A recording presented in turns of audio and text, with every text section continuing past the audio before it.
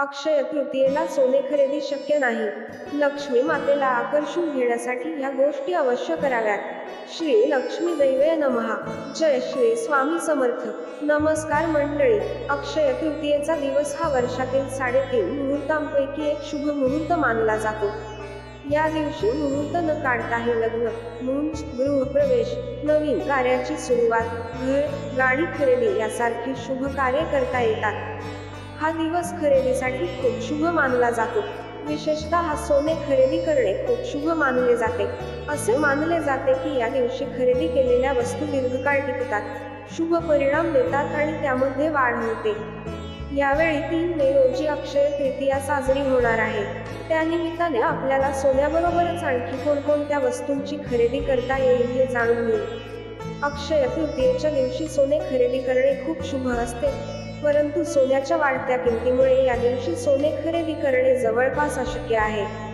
अशा परिस्थितीत जर तुम्हाला सोने खरेदी करता येत नसेल तर अन्य काही गोष्टी देखील आहेत ज्या खरेदी केल्याने घरात सुख, समृद्धी येते. या गोष्टींमुळे लक्ष्मी आणि धनाची देवता कुबेर यांचाही आशीर्वाद मिळतो. शास्त्रानुसार अक्षय तृतीयेला सोने खरेदी करणे शक्य नसेल तर या दिवशी जव खरेदी करू शकता. जव खरेदी करणे देखील सोने खरेदी करण्यासारखेच शुभ मानले जाते. हे जव भगवान विष्णूच्या चरणी अर्पण करा. नंतर लाल कपड्यात बांधून तिजोरीत ठेवा. तुमच्या घरातील धन, संपत्ती दिवसेंदिवस वाढत जाईल. देवीला कवड्यांची माळ आवडते. अक्षय तृतीयेला कवड्यांची माळ देवीला अर्पण करा.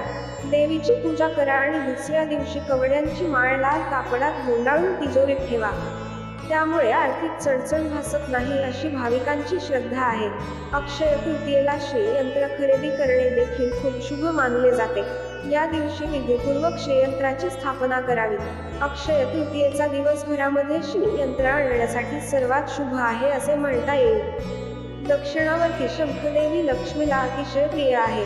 हा शंख घरात ठेवल्याने नेहमी सुख, समृद्धी येते. दक्षिणावर्ती शंखाची पूजास्थळी विधिवत स्थापना करा. लक्षात ठेवा, पूजेच्या ठिकाणी एकापेक्षा जास्त शंख ठेवू नका. तसेच अक्षय तृतीयेच्या दिवशी रांगोळी बरोबरच दारात लक्ष्मीची पावले रेखाटा.